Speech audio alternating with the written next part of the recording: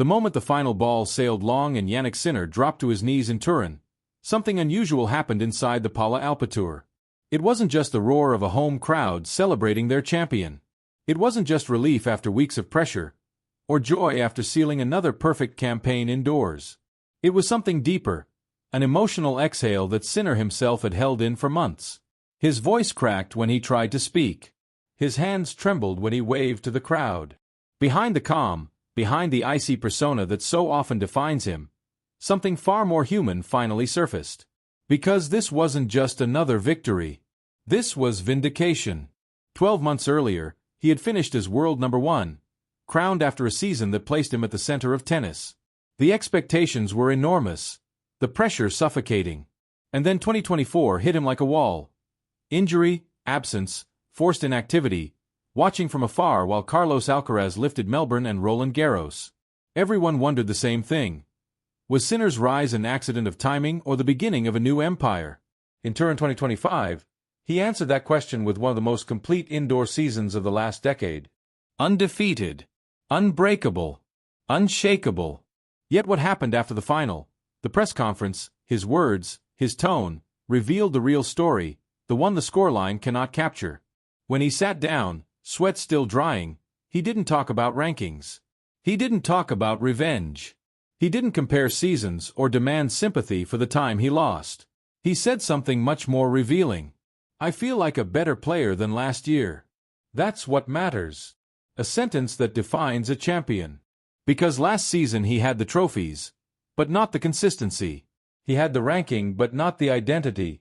This year, he became something else. A player who thrives in tight matches, who absorbs pressure without breaking, who turns big points into opportunities instead of threats.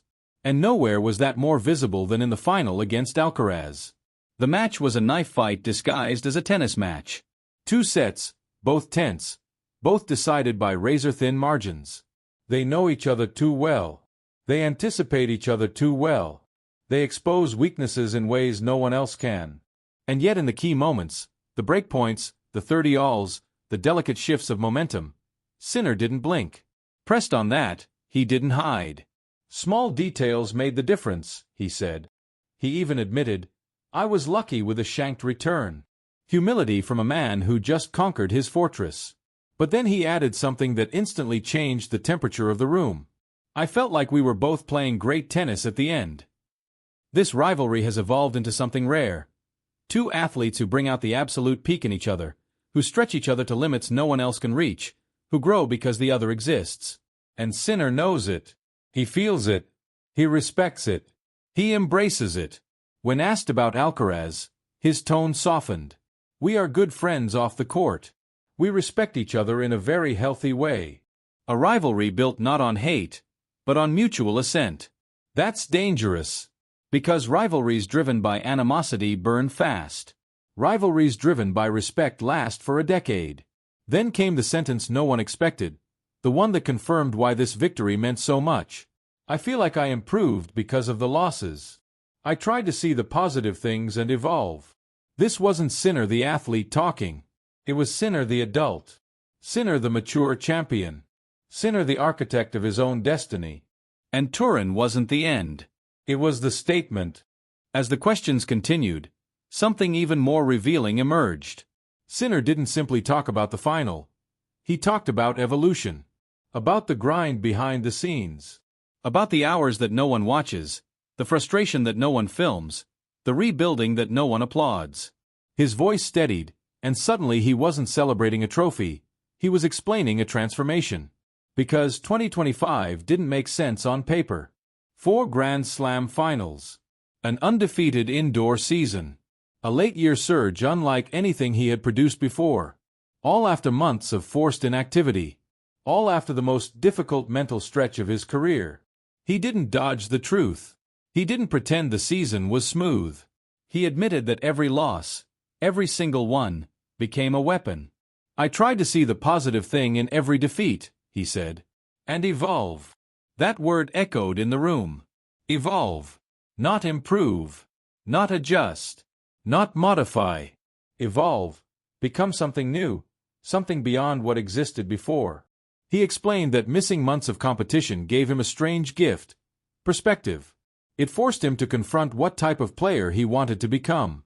More aggressive, more complete, more composed. The result was the version of Sinner we saw at the ATP Finals. Calm, surgical, fearless, a champion willing to close his eyes in the biggest points and trust the work. But then came the moment that shocked the room. A journalist asked about the key points of the match. Break points, set points, momentum swings, the usual. Instead of giving a standard answer, Sinner dissected the match with almost eerie precision. He remembered every pattern, every shot selection, every tactical shift. He recalled precisely which forehand Alcaraz missed at 2-1, precisely when his own serve changed speed, precisely how both players tried to accelerate the rallies. It was the mind of a world number one operating in real time. We both started off missing because we know each other so well, he explained. You tend to miss more in finals like this. Honesty, again. Professionalism, again. Humility, always. And yet beneath that calm exterior, you could feel the fire. You could feel how much this rivalry matters to him. You could feel that this wasn't just another win. This was a message. Because Sinner knows what comes next. He knows Alcaraz is watching. He knows the tennis world is waiting for the next chapter. Then came the most surprising answer of the night. A reporter asked about friendships on tour. Whether he and Alcaraz were close. Whether they fit the mold of past eras where players shared dinners, stories, nights out. And that's when Sinner revealed something that resonated far beyond the sport. We are good friends off the court. We respect each other in a very healthy way. No bravado. No cold rivalry. No artificial tension. Just truth. He went further, explaining how tennis has changed. How larger teams, heavier travel, and constant media attention have made friendships more rare. Yet somehow, amid all that noise, he and Alcaraz have built something real. Not a bromance. Not a PR act. Something deeper. We can talk about everything, Sinner said. Our teams get along very well. There is a good harmony. A rivalry with harmony. A war with respect. A battle with balance. This is the future of tennis. Two champions who lift each other higher. Two cultures, two nations, two generations pushing one another into greatness. A rivalry built not on division, but on expansion. And that's why this rivalry will last. Not because of the headlines. Not because of the rankings. Not even because of the finals. But because neither can become the best version of himself without the other standing across the net. The question shifted again, this time toward tennis itself. Toward technique. Toward evolution.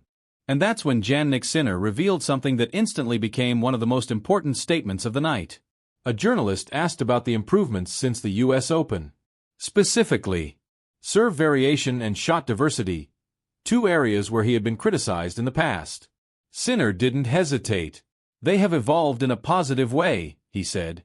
But he didn't stop there. He spoke about the serve with the detail of an engineer and the clarity of someone who knows exactly why he's winning now. The flat serve. The body serve. The kicker out wide. The slice up the tee. He described them not as weapons, but as tools in a toolbox that he's finally learned to use with intention. And then came the line that made the entire room raise its head. From the back of the court, I'm trying to be more unpredictable. This is the new Sinner. Not the predictable baseline machine. Not the metronome that plays at one pace. Not the cold hitter who repeats patterns. This version mixes, disguises, adapts, transforms. He doesn't change who he is. He expands who he can be. And suddenly, the Sinner versus Alcaraz rivalry makes even more sense. Because Carlos Alcaraz is chaos. Sinner is order. Carlos is the storm. Sinner is the precision. Carlos improvises. Sinner calculates. Two opposite forces. Two visions of tennis colliding. Two athletes destined to push each other to extremes. But then, Sinner spoke about something that not even his closest fans expected. Traveling teams. Chemistry. Silence. He explained how December, the pre-season, isn't just about training. It's about connection. About becoming one body, one brain, one identity with a team around him. Because in his words, You connect better when you don't have the pressure. When you're not rushing from tournament to tournament. Most players talk about coaches.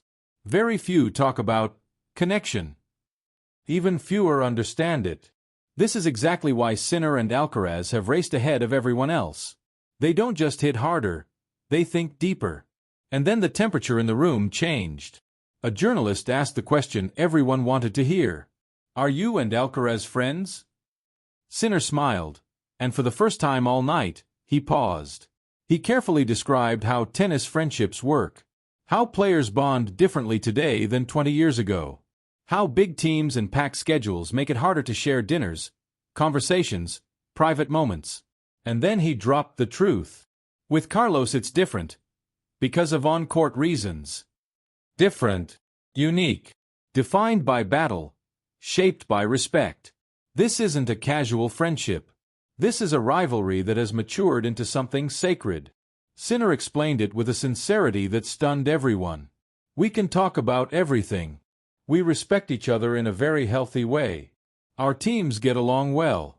There is harmony. Harmony. Between two of the most competitive human beings on the planet. That hasn't happened since childhood Federer and childhood Nadal. Not Djokovic, Federer. Not Djokovic, Murray. Not Sampras, Agassi.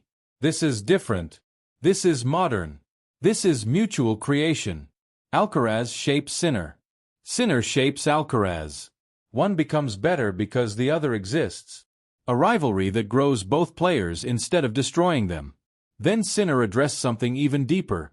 Something psychological. He said that despite winning, despite the streak, despite the trophies, he still feels he has margins to improve. Margins. Not weaknesses. Not flaws. Margins. He explained that the hardest part of being at the top isn't hitting harder, moving faster, or winning more. It's staying present. Staying hungry. Staying connected to the work. And that's when he revealed the final truth.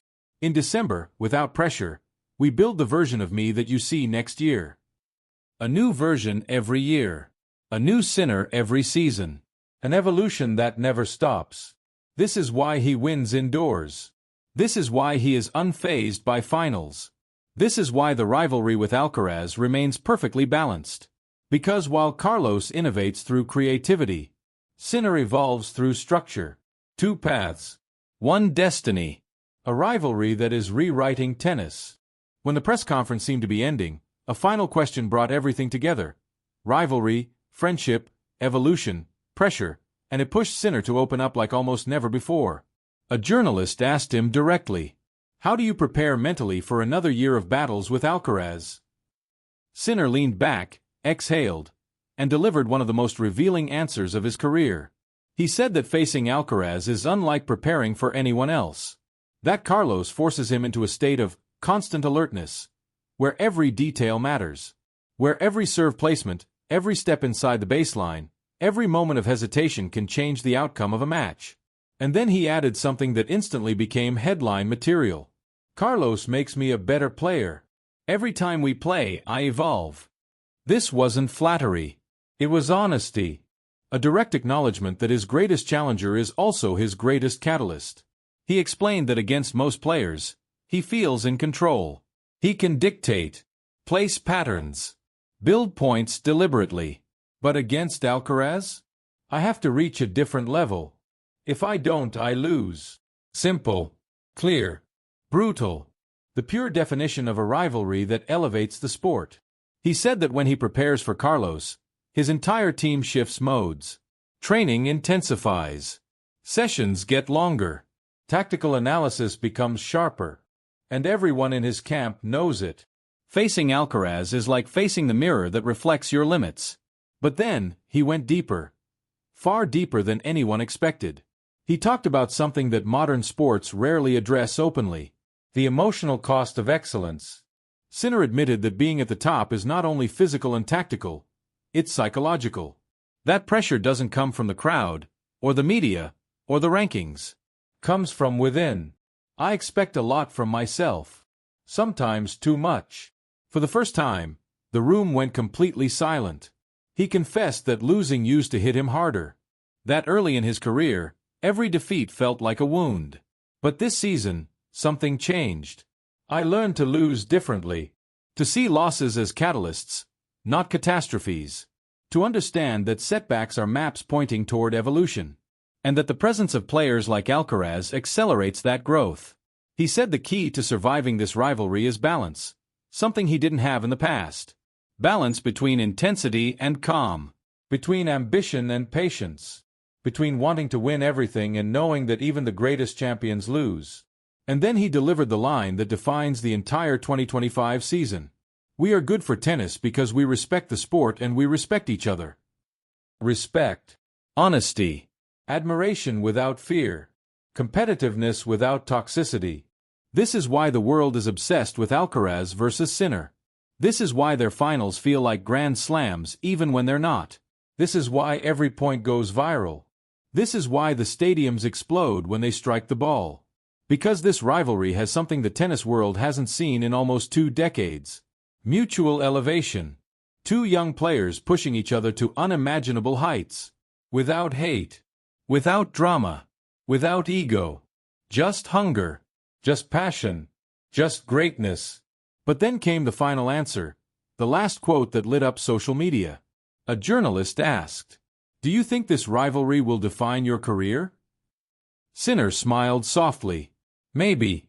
But what matters is that we both grow. If he gets better, I need to get better. If I get better, he needs to get better. This is how great things are built. Great things. Like Sampras, Agassi. Like Federer, Nadal. Like Djokovic, Murray. And now, Alcaraz, Sinner. The rivalry of a generation. The story that will define the next decade of tennis." Sinner stood up from his chair, greeted the journalists, and left the room with the calm confidence of a man who knows he is exactly where he needs to be. Outside the press room, fans were chanting his name. Inside, analysts were already calling this the most mature version of Sinner ever seen. And somewhere, Carlos Alcaraz was surely watching. Smiling, analyzing, preparing. Because he knows it too. This rivalry is only getting started. And 2026 will be the most explosive chapter yet.